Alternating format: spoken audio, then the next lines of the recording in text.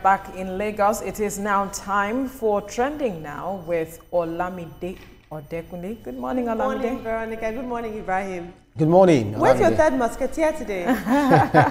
Unfortunately, he isn't here. He's gone to London to see the king.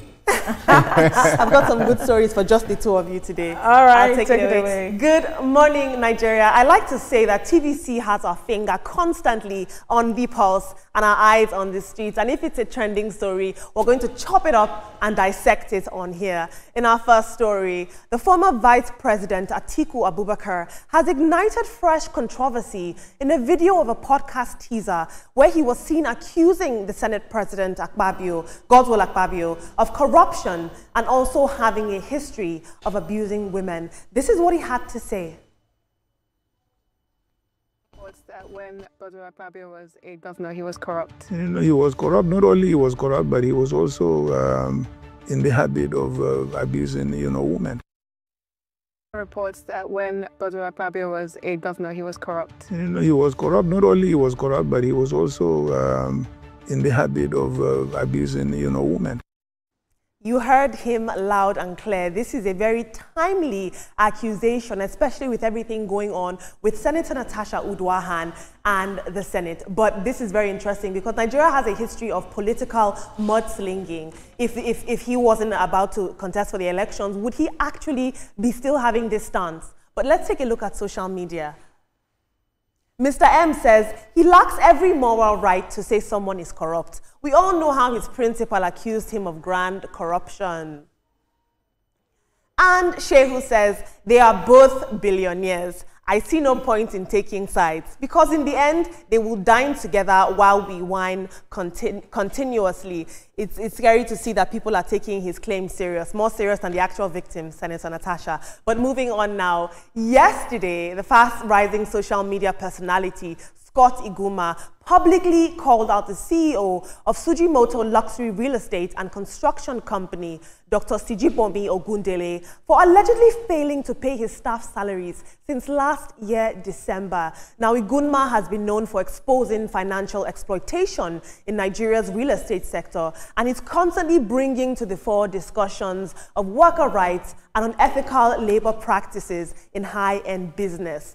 Following this public call-out yesterday, he further alleged that the CEO of Sujimoto attempted to report down and take down his social media page instead of addressing these claims. He didn't stop there. He also said that the CEO defrauded an investor of 48 million naira, and this adds another layer to the controversy. This is a luxury company, by the way, that is failing to pay its staff.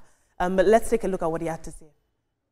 Now, Sujimoto, not only have you allegedly refused to pay your staff their salaries, but you also allegedly scammed and defrauded one Mr. Bright the sum of 48 million naira since 2024. You've refused to pay that money.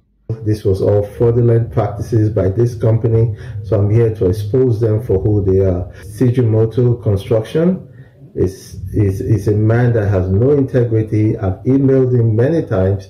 He refused to answer my call, refused to respond to my email. My money is still with him, about 48 million that he owes me as of today, March the 22nd, 2025. Be careful, he targets people in the diaspora. As an entrepreneur, your integrity and your reputation is your legacy and the foundation upon which your business is built. If this is true, this is absolutely unacceptable. But let's take a look at social media. We don't take kindly to Onigbese. Mazi Ozumba says he has locked up his comment section on Instagram. What is so difficult to either deny these allegations or do the right thing for your business? It is well. You can't censor people like that. Shola says his modus operandi is that he will not give them a contract, so they won't have a legal basis to fight. The unemployment rate in Nigeria really exposes many Nigerians to vulnerabilities like this. Ibrahim and Veronica, I'd love you guys to weigh in firstly on this Atiku allegation. Do we take it more seriously when powerful people, when men accuse men as opposed to women? It's interesting to see, but what I saw there was like it's an audio and that he wasn't really speaking. I don't know if it's Atiku really made that no, he did. allegation. And what are the basis for this allegation? Does he have evidence to prove that actually that the Senate president is an abuser, as he termed him? Everyone has to bring, whoever is coming to Equity must come with clean hands, as it is. So have your evidence, whatever, to back up whatever statement you're making. That then will sit with me. But you just making claims without giving me an evidence, I know too much to, take sides on this matter. So if he comes out with an evidence, then I could say, okay, you are speaking right at this point. Because if it is to just mention names or talk about anybody, he also has other things around him that people have to talk about. Interesting. That's right. So I think the two stories you took back to back, border on corruption. So whoever is accused or have alleged to be corrupt, to have profiteered, or to have what was it called? Defrauded anyone. Yeah. Then the best thing to do is not just to come to the social media court, because what are we going to do? We'll talk about it, but it's just for you to go to court. So if that video of former Vice President Atiku Abubakar was anything to go by, then everyone has their hand, filled up with so many things, so many allegations and all of that. So if politician is accusing another politician, or politicians are accusing themselves, we know how they do this. They are all families. They are all one. When they get back to their closets, they know how they you abused me of corruption. You see what I'll do to you. So I don't want to get drawn into anyone who is alleged or accused of corruption. They should go to court and fight it there. Absolutely. And for the matter of Sujimoto, it's sad to hear this. And I know of a popular human rights activist who also doesn't give people contracts and just say, you know what, I'm not giving you ID card, I'm not giving you, just do the job and all of that, and then he can lay you off at any point. But he needs to clear his name if it is true. Sujimoto needs to clear his name, because we've had stories like this and it didn't go down well at all.